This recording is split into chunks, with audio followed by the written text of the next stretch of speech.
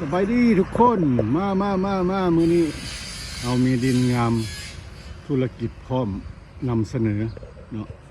เป็นเฮือนพักสุขลาตรีตอนนี้เพิ่นสิปล่อยหรือว่าเปลี่ยนเจ้าของใหม่เดี๋ยวสิพาเข้าไปชมทางในว่ามีธุรกิจอย่างไรที่ให้ติดตามที่น่าสนใจเนาะตอนนี้ยังดำเนินธุรกิจอยู่เนาะแต่ว่าเพิ่นจะเปลี่ยนเจ้าของเนาะหาเจ้าของใหม่นี่ทางเลขที่13เหนือเนาะอันนี้ทางเส้นทางตัวนี้ไปพลโฮงพระลาดแสนซุมได้เนาะลักใช้วังเวียงพุ่นละใกล้กับทางรถไฟหรือว่าทางด่วนเนาะก็ถึงทางรถไฟหรือว่าทางด่วนขึ้นวังเวียงเนาะทางด่วนพลโฮงไปวังเวียงทางนี้ก็มาแต่เวียงจันทน์เนาะเป็นบ้านห้วยทนพลเงินแถววัดวังซางหรือว่าทางแบงนาโพมาตัวนี้อยู่ระหว่างกลางเนาะทางดีพี่น้องทางดีทำเลทองเลยแหละหน้าทางนี้จากนาบอนหันเนาะยาวไปคุณประมาณ50เมตรคุณเด้อพี่น้องเด้อบอนทางเข้าอยู่คุณ50เมตรทางในนี่ก็จะเป็นงานพักอาศัยหรือว่าที่เฮ็ดเป็นห้านอาหารก็ได้เนาะตัวนี้เนาะแต่นี่ทางหน้าเด้อให้ท่าให้เบิ่งทางหน้านี่ทางเข้าบ้านพักเพิ่นเนาะทางในก็จะเป็นบ้านพักมีธุรกิจบ้านพักทั้งหมดอยู่10กว่าห้องเนาะ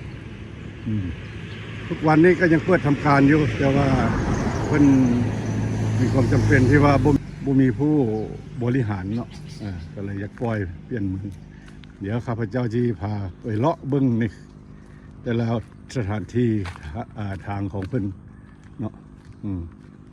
เดี๋ยวเขาไปเลาะเบิ้ง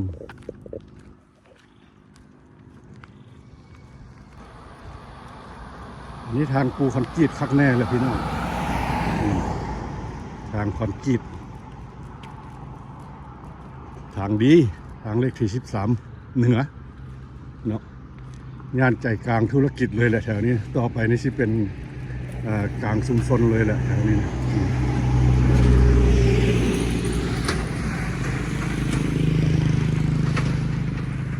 ต้นไม้ต้นปาล์มร่มรื่นดีนี่หลักเขตแดนเพิ่นอยู่นี่หลักเขตแดนเพิ่นไปพูนไปทางก็เป็นเดินบานเนาะเดี๋ยวพาเข้าไปเลาะเบิ่ง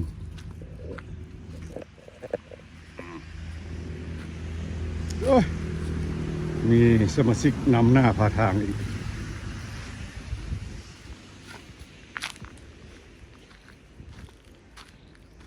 นี่ก็มาฮอนนี้หลักเขตเพิ่นหลักเขตแดนเพิ่นยาวไปเพิ่นป่านี่ก็เป็นอีกของเจ้าหนึ่งอันนี้มันของเพิ่นอยู่พี่อยู่ในพี่นี่เป็นสถานที่งานหรือว่าเป็นห้านอาหารก็ได้นะตัวนี้เนาะที่อยู่ติดหน้าทางตัวนี้พื้นที่แถวนี้ใช้น้ำบาดาลด้วยพี่น้องด้วยนี่คือระบบน้ำบาดาลแต่วันนี้น้ำประปาบ่ค่อยแห้งเนาะน้ำประปาหลวงก็เลยใช้น้ำบาดาลง่ายกว่าอันนี้เป็นธุรกิจตัวนี้เป็นเดินบานกว้าง40ยาว60กว้าง40ยาว60อยู่พุ่นปูคอนกรีตเรียบร้อยเนาะพุ่นหลักแดนพุ่นทางเข้าไปพุ่นแล้วก็ใช้ไฟฟ้าเสาไฟฟ้าทางขึ้นไปพุ่นเนาะ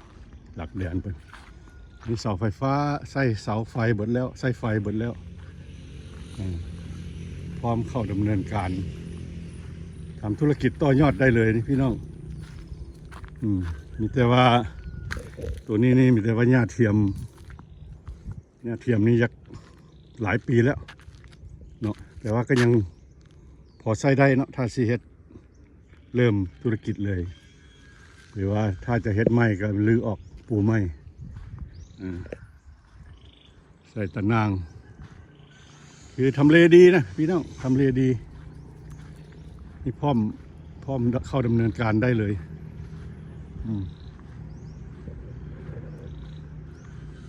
เข้าไปทางหลังพูนพี่น้องอันนี้โซนนี้นี่เป็นโซนเดินบานกับโซนเงินพักหรือว่าร้านอาหารทิศทางเลขที่13เหนือนี่เรียบไปพูนแดนพุ่นเดี๋ยวจะพาขึ้นไปเบื้องเงินอีกโซนนึงอยู่ทางเทิงนี้เป็นที่พักเ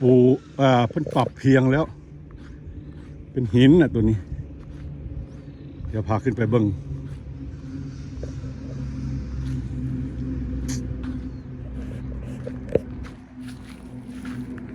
เป็นอีกพักนึงหรือว่าเป็นโซนนึงอีกอยู่ทางเทิง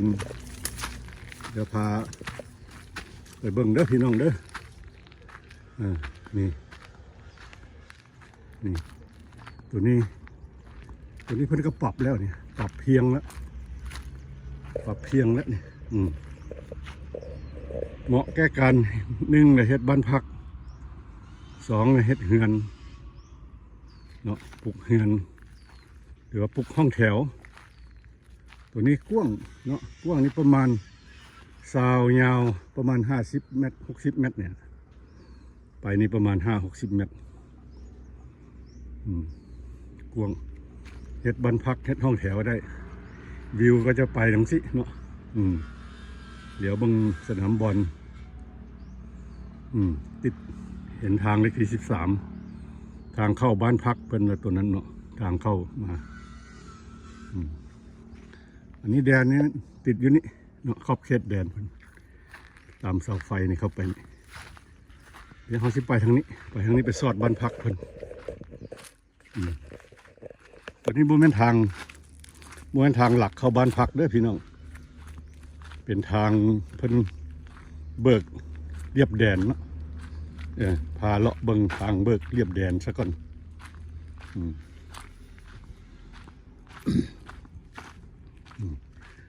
ก็จะเป็นประมาณนี้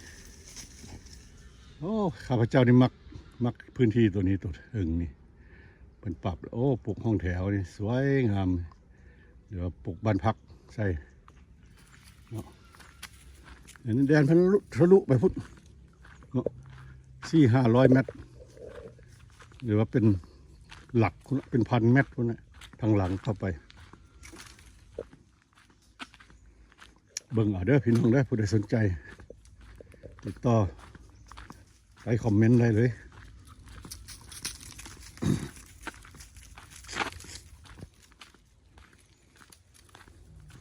มีทางแดนพันทะลุไปพี่เป็นป่าไม้ขึ้นปลูกไม้เกศนาแถวนั้นทางหลังไปพูนยาวไปพูนมีสระปลาอยู่นี่สระปลานี่2-3 หน่วยเดี๋ยวให้เบิ่งสระปลานี่พร้อมทำธุรกิจได้เลยได้นี่ตามข้าพเจ้าคิดนี่แล้วมันเอาปลามาปล่อยขายปลาเนาะอันที่2มาคือเอาปลามาปล่อยแล้วเปิดให้ข้าเจ้ามาตึกเบ็ดเนาะเก็บเงินเป็นคันเบ็ดแล้วเท่าใดก็ว่ากันไปที่2อันที่3มาคือให้ข้าเจ้าลงเนาะข้าเจ้ายกหนองหน่วยหนึ่งประมาณ10 ล้านได้ปล่อยปลาแล้วนี่พื้นที่ทางหลังนี่บ้านพักโซนนี้เป็นโซนบ้านพักเนาะบ้านพักตัวนี้มี3 หลังละ2 ห้องเขตนี้เนาะหลังละ3นี่ก็ยังเป็นพื้นที่ดินเหลืออยู่ที่หลังเดินบานหลังที่เพิ่นปรับมาเป็นพื้นที่เหลือ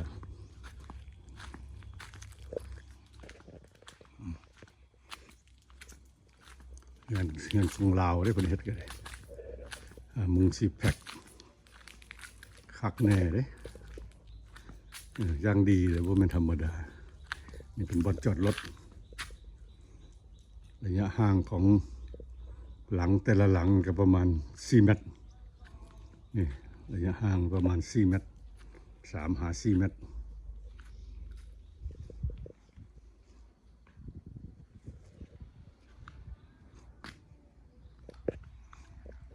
ห้องใหญ่เลย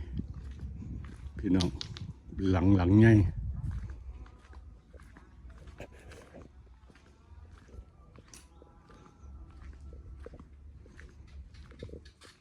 จอดรถได้คันหนึ่ง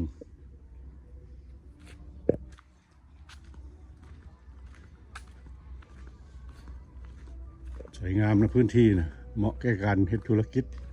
เหมาะแก่การเข้าดำเนินการทำธุรกิจทำได้หลายอย่างเฮ็ดเป็นสางก็ได้เป็นสางเก็บเครื่องก็ได้พื้นที่แถวนี้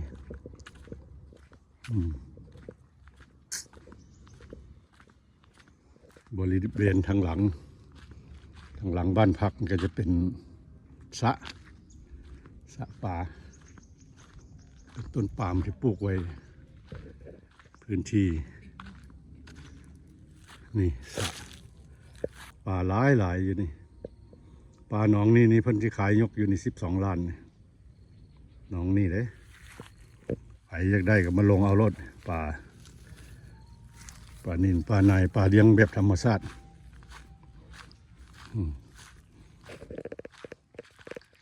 นี่คือตัวบ้านพักตัวนี้บ่ได้เป็นหลังนี่เป็นหลังเดียวยาวไปเลยทางหลักแล้วเข้าจากทางเลขที่13มาเข้ามานี้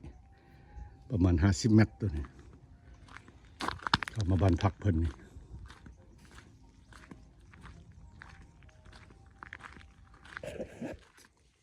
เดี๋ยวไปขึ้นไปเบิ่งเส้นทางเข้ามาทางหลักที่เขาเจ้าเที่ยวทุกวันเที่ยวทุกมื้อ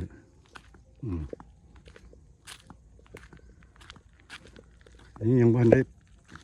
ปูคอนกรีตบ่ได้ปูยางแต่ว่าปูหินเนาะปุ่นเดี๋ยวซอดใส่ทางเลขที่13เหนือหลักๆแล้วมันเข้ามาทางนี้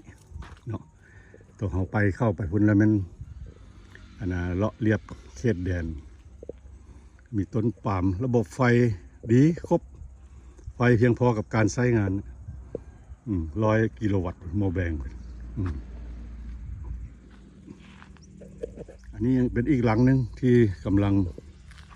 สร้างแต่ว่ายังไม่ทันได้นั้นตัดหลังคาเท่าเนาะถ้าผู้ใดเข้ามาได้เซ็งต่อก็ตัดหลังคาเป็นบ้านพักได้เลยเนาะตัวนี้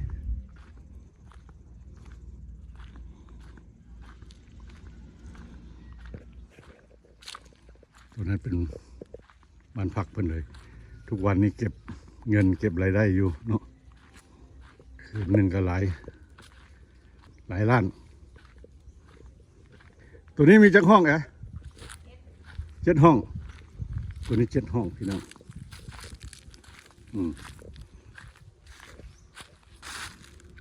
7 ห้อง1 2 3 4 5ตัวนี้ถ้าเฮ็ดอีก5 ห้องได้5 ห้องตัวนี้เป็นตั้งหลักเสาไว้นี่แดนไปครับเหยียบไปพูนไปอีกหนองสะอีกตัวหนึ่งหนองสะนี่หนองสะตัวนี้ก็เล็กประมาณ1.50 2 เมตรป่าเต็มนี่แล้วดินนี่ทะลุไปฮอดพูนดินทะลุไปฮอดพูนเดินวางกวางอยู่เนื้อที่ประมาณทั้งหมดนี่6 เฮกตาร์ปลาย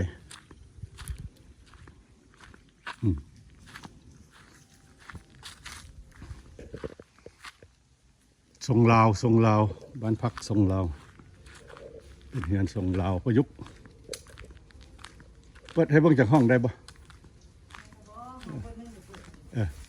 เปิดที่เข้าไปให้เพิ่นเบิ่งทางในเฟอร์นิเจอร์ทางใน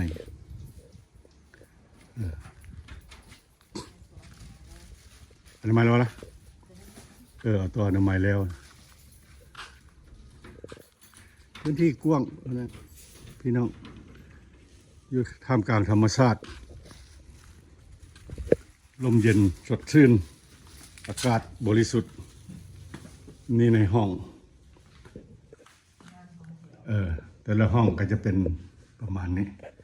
เฮ็ดห้องแถวก็ได้เฮ็ดบ้านพักก็ได้แล้วแต่สะดวกเนาะผู้ที่จะดำเนินการธุรกิจก็จะมีห้องน้ำในโตแอร์เย็นพร้อมแอร์เย็น น้ำอุ่นพร้อมห้องน้ำสะอาดเรียบร้อยปลอดโปร่งพร้อมอยู่หรือว่าพร้อมดำเนินการธุรกิจได้เลยเนาะ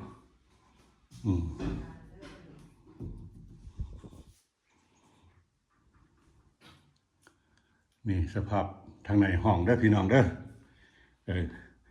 ถ้าสนใจมักติดต่อมาทางเจ้าของเพิ่นเนาะใต้คอมเมนต์ก็ได้เดี๋ยวสิพาไปเบิ่งห้องอันนะตัวเป็นหลังเนาะพี่น้องอันนี้เป็นห้องเป็นแถวห้องเป็นแถววันนี้สิพาไปเบิ่งห้องเป็นหลังทางนั้นพูน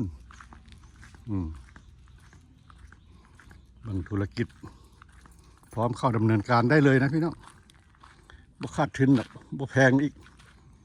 ราคาลมกันได้ต่อรองกันได้ครับขายด่วนได้เพิ่นต้องการขายด่วนได้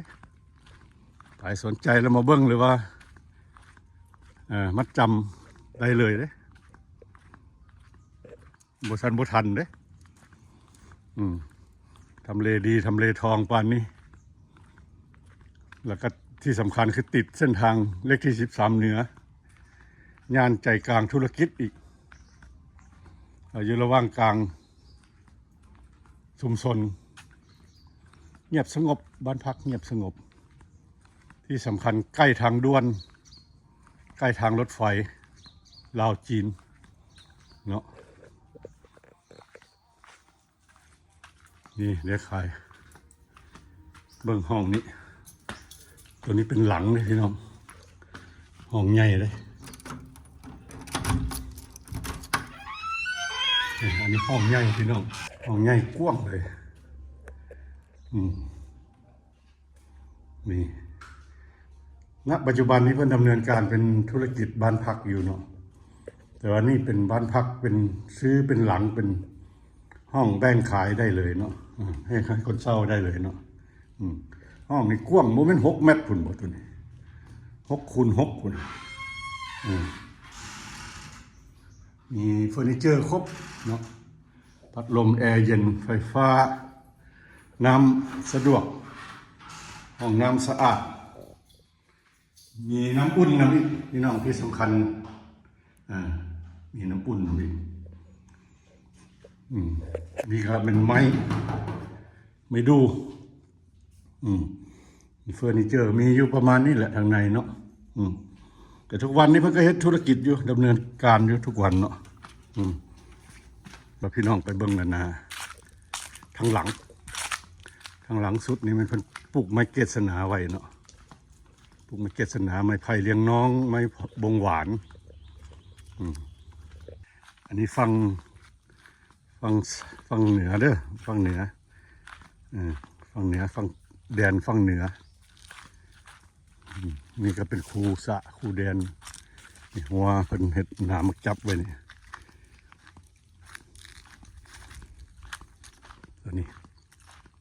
ตอนนี้ก็เป็นดินป่าดินยังเป็นว่างเป็นป่าไม้ธรรมชาติอยู่ตัวนี้ของเพิ่นมานี่อันนี้เป็นสุมไม้อันนี้ไม้โอ้นี่ไผ่สางมนเนี่ยนี่ไผ่สางมน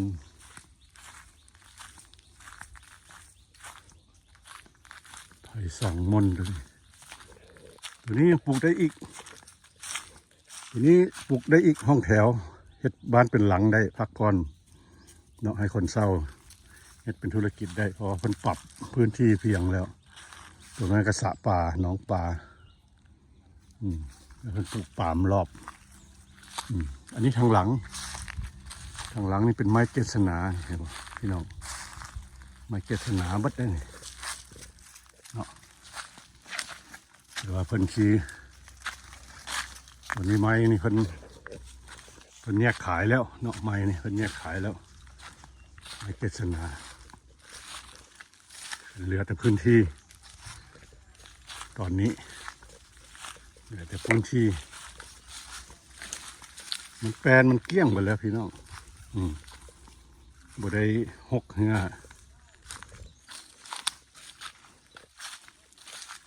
ไปเดี๋ยวจะพาเลาะเรียบเบิ่งว่าพื้นที่มันกว้างขวางใหญ่ส่ำใดเพราะว่าอันนี้เหมาะกับการปรับเฮ็ด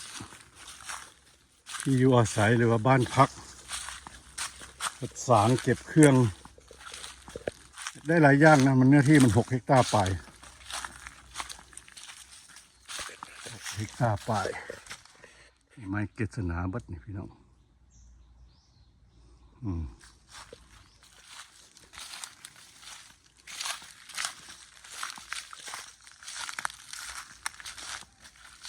ใครสนใจก็โทรมาเนาะโทรหาข้าพเจ้าก็ได้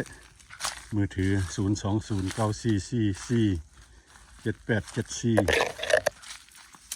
ไว้นี่มันก็จะเฮ็ดบ้านพักริมน้ำนี่แหละเดี๋ยวตอนนี้ยังบ้านได้เฮ็ดเนาะหลังนี้เป็นบ้านพักเป็นเฮือนแล้วเฮือนริมน้ำเฮือนไม้ริมน้ำ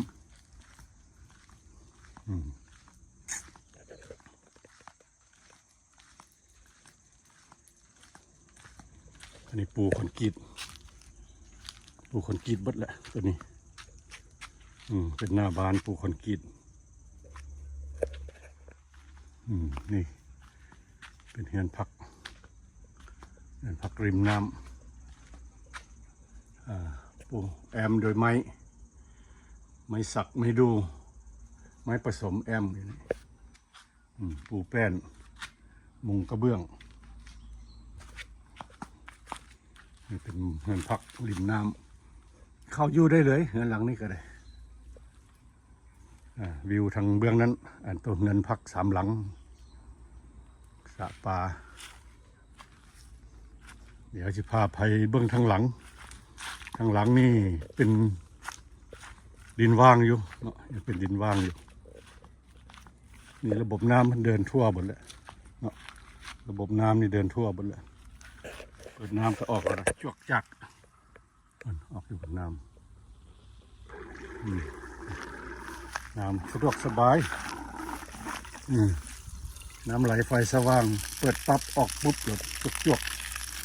ใสคักบันน้ำปิด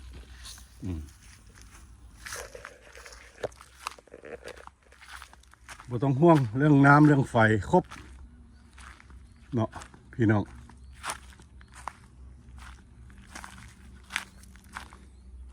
ราคา700-800 บาทตัวเม็ดกะเลยบ่ได้แพงนะพี่น้องรวมทั้งธุรกิจบ้านพักรวมทั้งต้นไม้หนองปูหนองปลาเนาะอันนี้ก็ยังบ่ทันได้เฮ็ดดำเนินการนี่เนาะบ้านพักริมน้ำ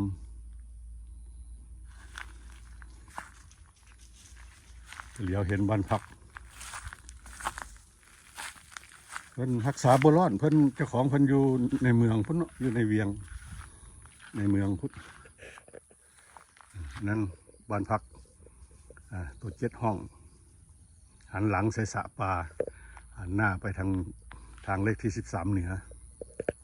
ต้นปาล์มนี่ก็แม่นได้พี่น้องแถวนี้ต้นปาล์มนี่แล้วก็ยังต่อไปคูสาอีกตัวลุ่มอันนี้มันอยู่ข้างกลางดินต้นปาล์มดินยังไม่จบเท่านี้ดินนะยังไปอีกต่อได้อีกอันนี้เป็นบ่อนเพิ่นพักปลาขึ้นมาพักไว้นี่แล้วก็ขายโอ้ยคนมาซื้อปลาวุ่นวันทุกมื้อเอาปลาขึ้นมาไว้นี่ตอนเพิ่นเฮ็ดมีผู้เฮ็ดตอนนี้เพิ่นบ่มีคนเฮ็ดบ่มีคนซื้อต่อคนน้อยธุรกิจหลายอย่างเพิ่นก็เลยอยากปล่อยออกเนาะอยากจะพาไปเบิ่งขอบเขตดินทั้งหลังย่างจนเมื่อยอยู่เลยพี่น้องมันธรรมดาเด้กวางของดิน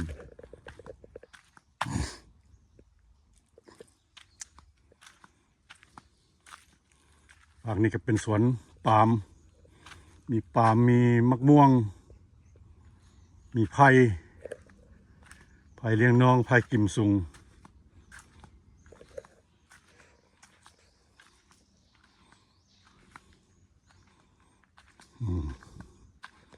นี่ไม้เกศนาขายดินนี่แหละตอนนี้แหละรวมกันไปหมดนี่แหละจากนี้ไปนี่เป็นไผ่เลี้ยงน้องไผ่เลี้ยงน้องปลูกเต็มพื้นที่นี่ลมลื่นแดนทางหลังอยู่นี้พี่น้องเพิ่นก็เฮ็ดประตูเหล็กไว้ออกทางหลังมีเส้นทางนะพี่น้อง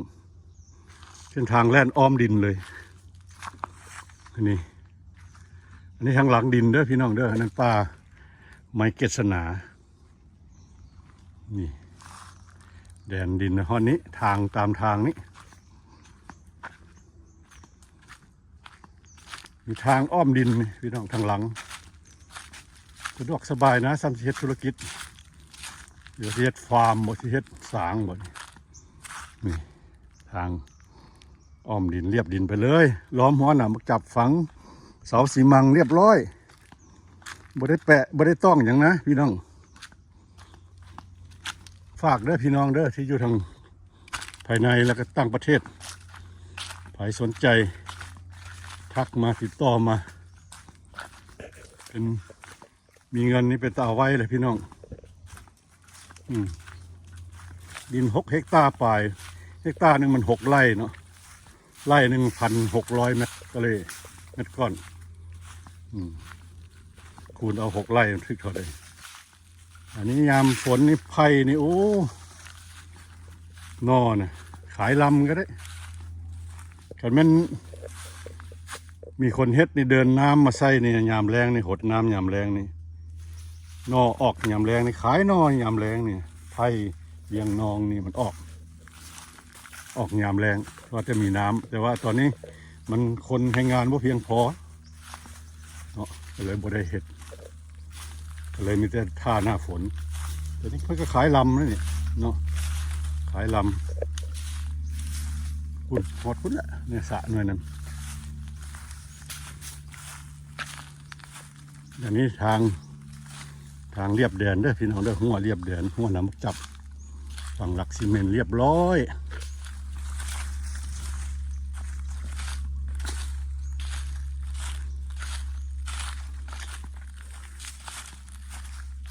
พื้นที่ตัวนี้เหมือนจากหัวแดนทางหลังนี่ไปหาสระนี่เหมือน50 เมตรกวางความกวางเป็นป่าไม้แบบปลูกไว้แบบอันนี้ไผ่เลี้ยงเนาะไผ่ไม่ไผ่กิมซุ้งแบบนี้ไม่ไผ่กิมซุ้งอันนี้ก็หดน้ำก็ออกยามแรงเดินน้ำดูดน้ำสระนี่มาใส่นอออกยามแรงขายนอพี่น้องเอ้ยบ่วันบ่ไหวคนแถวนี้ก็ซื้อกินขายนอยามแรง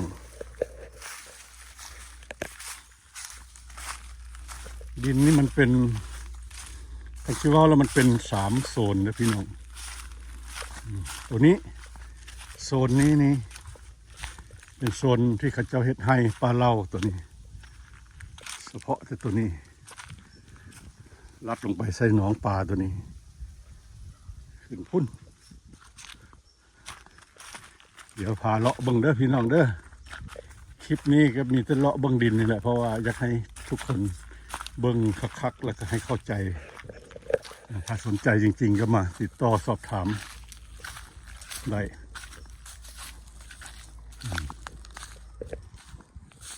อยากจะพาขึ้นไปเบิ่งทางเรียบแดนมาสักไปเป็นทางรวมเด้อบ่เป็นทางส่วนบุคคลเป็นทางรวมแต่ว่าไผก็ใช้ประโยชน์ได้เนาะนี่พี่น้องใช้หลักสีมังหมดแล้วนี่หลักสีมังบัดใช้น้ำมักจับ4 หาว 5 หาวเลยมีทางไปพูนนี่ก็ทางเป็นทางรวม นี่เป็นตอนนี้เขาอยู่มุมสูงเลยเดี๋ยวไปเบิ่งพื้นที่ดินมันจะอยู่พูนทางเลขที่สามเหนืออยู่พุ่นพุ่นกำแพงพุ่นแหละแดนเนาะนี่เป็นป่าไม้ไผ่เลี้ยงน้องไผ่กิมซุงนี่เป็นพื้นที่ป่าวางซื้อยกนี่ตัวนี้ก็แมนพื้นที่เด้อซื้อยกปรับพื้นที่แล้วก็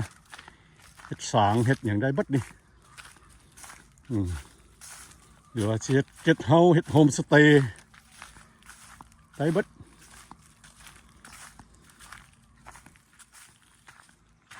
นี่เขาเจ้าเฮ็ดบุกเบิก2 ปีแล้วเขาเจ้าเฮ็ดให้กินมีทางพี่น้องทางเรียบไปทางนี้ก็ประมาณ6 เมตร6 เมตรทางเรียบดินข้าพเจ้าสิบ่ได้ย่างไปฮอดพุ่นเด้อเพราะว่ายังไกลอยู่เมื่อยพุ่นนะพุ่นละพี่น้องให้เบิ้งคักๆไปพุ่นแหละมีแต่สนใจแล้วมาเบิ้งตัวจริงเนาะลงไปหันท้องนาบ่แม่นเด้อพี่น้องกับฟากนั้นบ่แม่นเรียบท้องนามานี่เรียบท้องนามานี่มาฮอดนี่คูสะนี่ลัดลงไปใส่กำแพงพูนเดี๋ยวจะพาไปลัดใส่กำแพงเนาะพาไปเบิ้งแดนตัวนี้แดนตัวนี้มันแดนทางใต้เนาะเมื่อกี้นี้ขึ้นไปเบิ้งแดนทางเหนือตัวนี้แดนทางใต้รถมาจกรถมาเบิกกันแม่นอยากให้พื้นที่มันเพียงนี่นะดินแถวนี้จกขายพี่น้องมันจักโนนเนาะตัวนี้เนาะมันจักโนนเพราะว่าจากทางเลขที่13เหนือเข้ามานี่ประมาณ50 เมตรกันแม่นพวกท่านอยากเฮ็ดบ่อดินนะขายดินจกดินขายเนี่ยตัวนี้มันเป็นยักเป็นโนนเด้จกดินขายก็ได้คืนแล้วอันเฉพาะทุนลงทุนนี่นะเนาะนี่เลยคือเพิ่นแปลวบอลนี่เพิ่นควักออกนี่ยังแม่นอยู่เลยพี่น้องแดนอยู่นี่เนาะแดนเฉพาะทางหนองป่าเนี่ย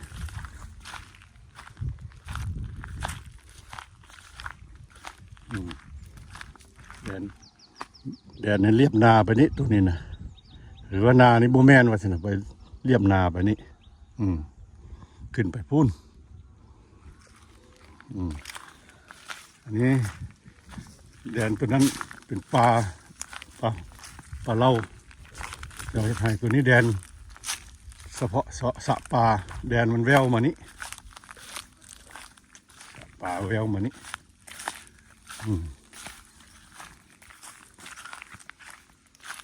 คูนี่ก็4-5 เมตรถูกไหมคูนี่พี่น้องมีสะปลายาวขึ้นไปพุ่นตัวนี้มีทั้งปลาธรรมชาติแล้วก็ปลาเพิ่นปล่อยเนาะเฉพาะตัวนี้เพิ่นสิขายหนองตัวนี้ขายปลานะขายยกเลยนี่15 ล้านเฉพาะขายปลาอยู่3 หนองเพิ่นก็สิได้แล้ว30-40 ล้านขายปลานี่ได้แต่ละปีนะ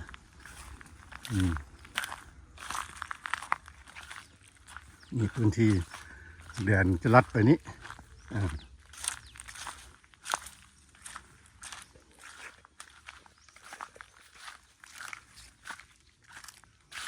นี่มานี่พี่น้องแดนนี้มาหัวน้ำบักจับนี่เรียบไปพูนเรียบคูสะแดนแล้วก็เกี้ยวไปพูนป่าตัวนี้ก็ทั้งเซ็กกำแพงหันแล้วก็ไปพุ่นออกแซนบ้านพักเพิ่นตั้งเสาไว้หันก็เลี้ยวซ้ายออกไปทางทางเลขที่13เหนือตัวนั้นทางออกไปพุ่นเมื่อยน้อยนึงแล้วพี่น้องถ่ายวิดีโอมันกว้างความใหญ่ตัวนั้นเป็นไฮไลท์เลยพี่น้องป่าปามเดี๋ยวพาไปเบิ้งใกล้ๆ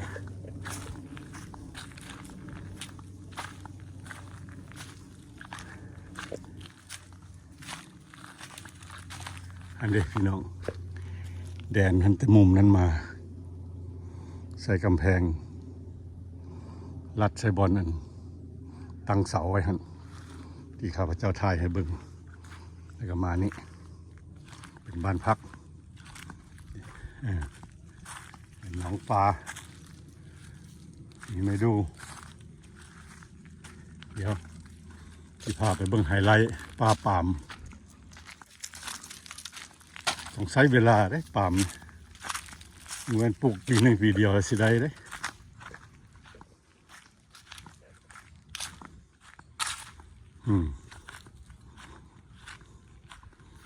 นี่ปลาปามเป็นอย่างว่าไฮไลท์เนาะพี่น้องตามจิตใจข้าพเจ้านี่มักตัวนี้มักที่สุดเลยแหละห่มเย็นเนาะบ่ว่าชีแรงบ่ว่าชีฝนเนาะตัวนี้มันจะเป็นเกาะเพื่อนเฮ็ดเกาะออกไปเนาะเฮ็ดเกาะหรือว่าเฮ็ดดอนเนี่ยดอนออกไปแล้วมีสระล้อมห้อมล้อมปลูกปาล์มใส่ตัวนั้นก็เป็นบ้านพักเพิ่นถ้าปรับให้เป็นธุรกิจให้เป็นคาเฟ่เป็นอย่างแถวนี้เอาโต๊ะหินมาใส่ให้เขาเจ้าตึกปลานั่งกินปูกินปลาให้ธุรกิจให้เขาเจ้าตึกเบ็ดขายปลาใกล้เบิดพี่น้องเป็นเกาะเป็นดอนนี่ย่างไปสุดร่มเย็นที่สุดเลยนะตัวนี้นะพี่น้องบ่แม่นข้าพเจ้าเว้าเล่นๆเลยผู้ใดมีเงินเนี่ยมันบ่ได้ว่าแพงทึกๆเนาะนี่ทึกๆพี่น้องสระจะโค้งไปอย่างสิโค้งขึ้นไปอย่างสิต้นมะเดือธรรมชาติเท่านี้อันนี้มะเดือกินมะเดือธรรมชาตินี่มะเดือต้นเดือป่าหลายเด้พี่น้องบ่แม่นน้อยๆเด้ป่าตัวละ2 โล 3 โลตัวละโลขึ้นเหมือน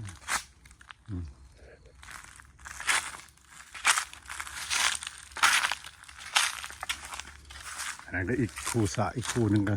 ปลูกปาล์มเรียบสระนี่ก็จะมีอยู่นี่หน่วยหนึ่งเนาะหน่วยนี้หน่วย2หน่วย3อยู่ถึง3 หน่วยใหญ่ๆเลยผมเป็นหน่วยน้อยๆเลย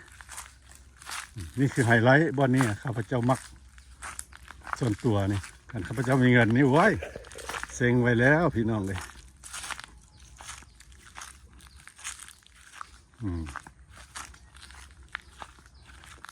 กะสิ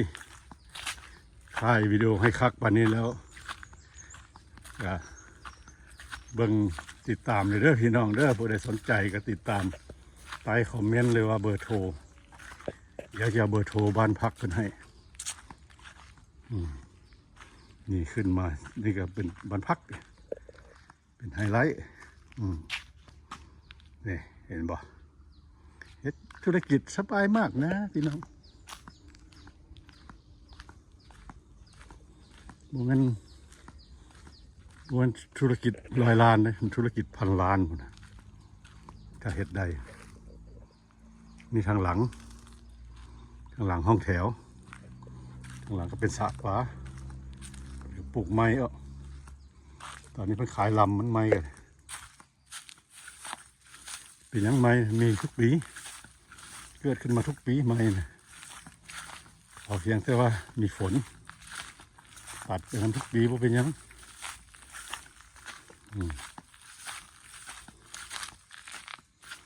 ทางหลังเด้อพี่น้องเด้อ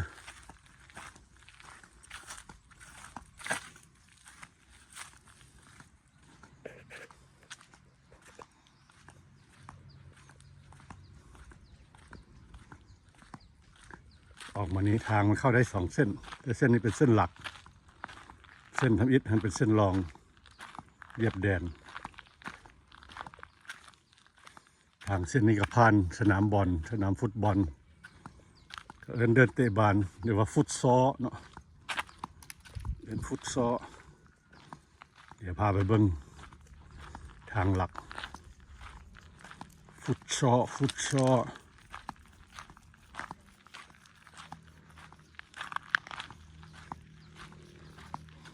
มีมาฮอดนี้ เป็นแดนล้อมหัวไปภาคนั้นก็เป็นบ้านประชาชนมันอยู่ใจกลางชุมชนนะเนาะแต่ว่าเป็นพื้นที่กว้างเป็นพื้นที่ที่ยังมีธรรมชาติเขียวงาม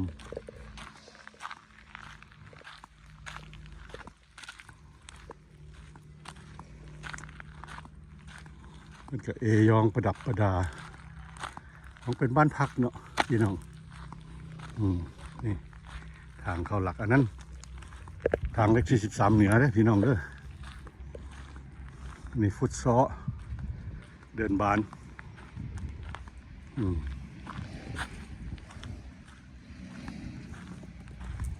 เดินบานนี่ก็ตั้งขายน้ำขายในได้หมดเนาะนี่ธุรกิจเฮ็ดได้เลยเนาะดำเนินการได้เลยนี่ทางเข้าอันนั้นเป็นหม้อแบงไฟเพียงพอกับการใช้งานทางเลขที่13เหนือเข้ามาถึงบ้านพักประมาณ50 เมตรเอาพ่อแม่พี่น้องมาฮอดนี่ก็ข้าพเจ้ากระทายให้เบิ่งเบิดแล้วเนาะอ้อมหอบเบิดทุกที่แล้วก็หวังว่าท่านซีถึกอกถึกใจสนใจก็พิมพ์ใต้คอมเมนต์เลยว่าที่ฝากเบอร์โทรก็ให้โทรมาหาเจ้าของเพิ่นเนาะเรื่องราคาก็รวมเพิ่นถามเพิ่นได้ข้าพเจ้าก็เป็นแค่ผู้ถ่ายทำแล้วก็เก็บกรรมข้อมูลให้พวกท่านวันนี้ข้าพเจ้าก็ขอจบคลิปถ้าผิดพลาดประการใดขอโทษขออภัยถ้าท่านสนใจก็ติดต่อมาเนาะเพราะว่าเพิ่นต้องการเปลี่ยนเจ้าของด่วนบ่มีคนบริหารเนาะถือว่าขาดคนเพิ่นบ่พอราคาโทรมาลมเจ้าของเพิ่นได้เดี๋ยวจีแปะเบอร์โทรเจ้าของเพิ่นไว้ให้เนาะพี่น้องเนาะโอเค